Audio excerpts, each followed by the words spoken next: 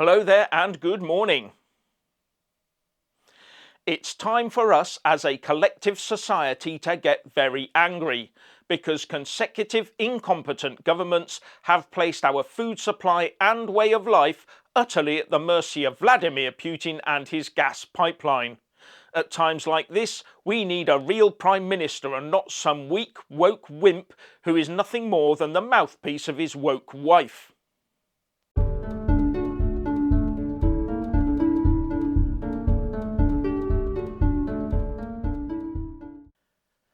As per usual, please like, subscribe and comment below. And when subscribing, please do press that little bell, but also select the all option, or you won't get any notifications when I publish a new video. So we're now totally reliant on Putin and his gas to get food on our tables.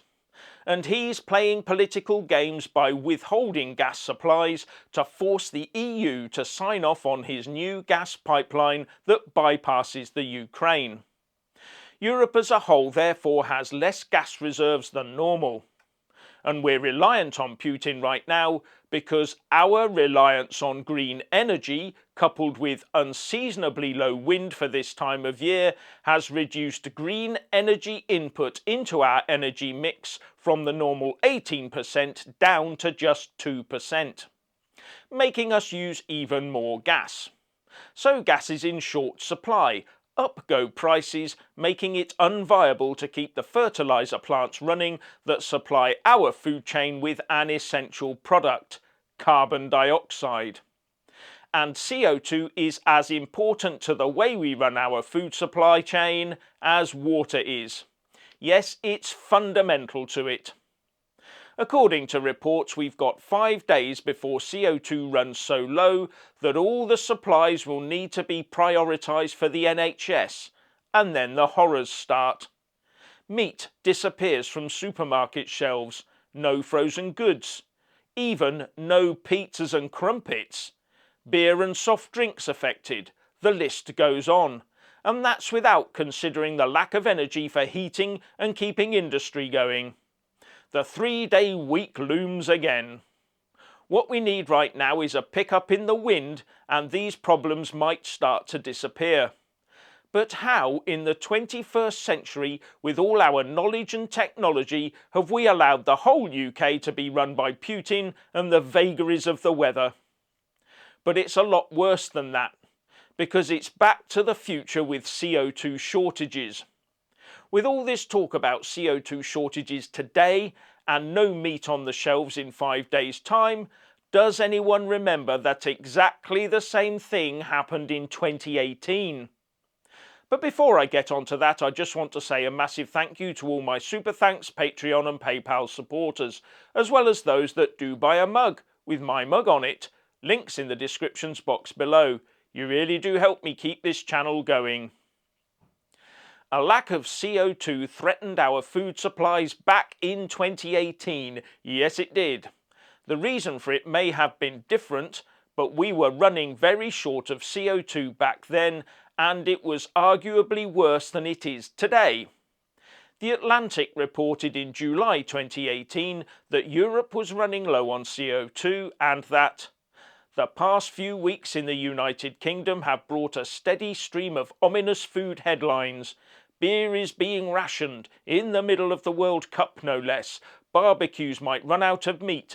Bakeries have stopped making crumpets. And then our own Yasmin Sirhan checked in for a flight from Europe to find there would be no ice cream. We learned back then how essential CO2 is to feeding our bellies. So yes, it's happened before, just 3 years ago. And they were saying exactly the same things back then in 2018 as we're saying today. Here's more from that report. And as absurd as it may sound, when CO2 is rising in the atmosphere, Europe has been suffering a carbon dioxide shortage, the worst supply situation to hit the European carbon dioxide business in decades, according to industry publication Gas World.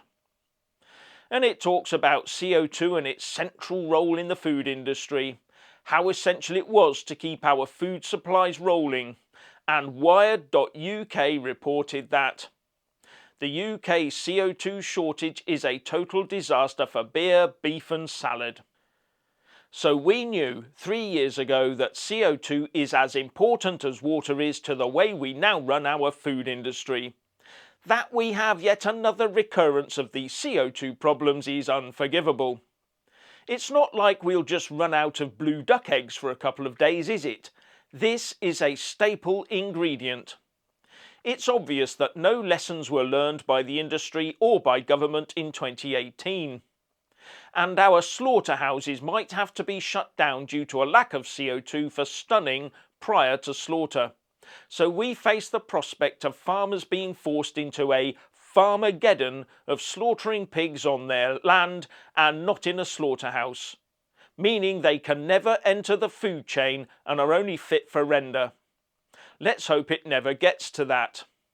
And all because we assumed wind would come to the rescue, and also that no foreign despot would have an eye to taking advantage of a political opportunity. And this CO2 shortage is destined to go on for weeks according to gasworld.com.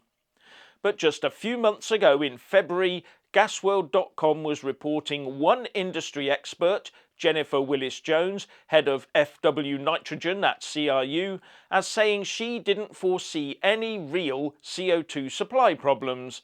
But she did also warn, having said that, higher gas prices ahead and the additional merchant ammonia capacity coming on may cause some problems.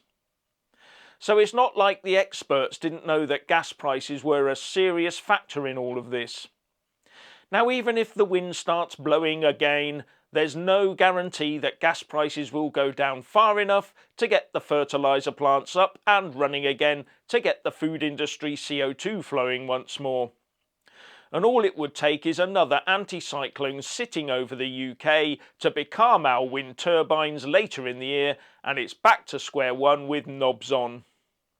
The situation is screaming at us to get our energy security in order and become as self-sufficient as possible. But whether we will is another matter. Now, I did do a trawl around to try and find some stats on our food supply CO2 usage and reserves, but all I kept coming across was carbon emission stuff. So it seems no questions were asked after the 2018 CO2 shortage, and somehow I doubt it will happen this time either. It's more likely that questions will be asked about how much CO2 is being used in the food supply chain and how much of it gets back into the environment, and then there'll be drives to push its use down or even eradicate its use completely, with possibly adverse repercussions on food prices and quality. No more fizz in your beer, wines and soft drinks. And higher supermarket prices with shorter shelf lives. And what do we do with the CO2 generated by the fertiliser plants if we don't use it in the food supply chain? Store it somewhere? Forever? The bottom line is that with no CO2 we have no fizz in our drinks and no fizz in the UK economy either. So what's your opinion on the CO2 shortage? Please like and comment below.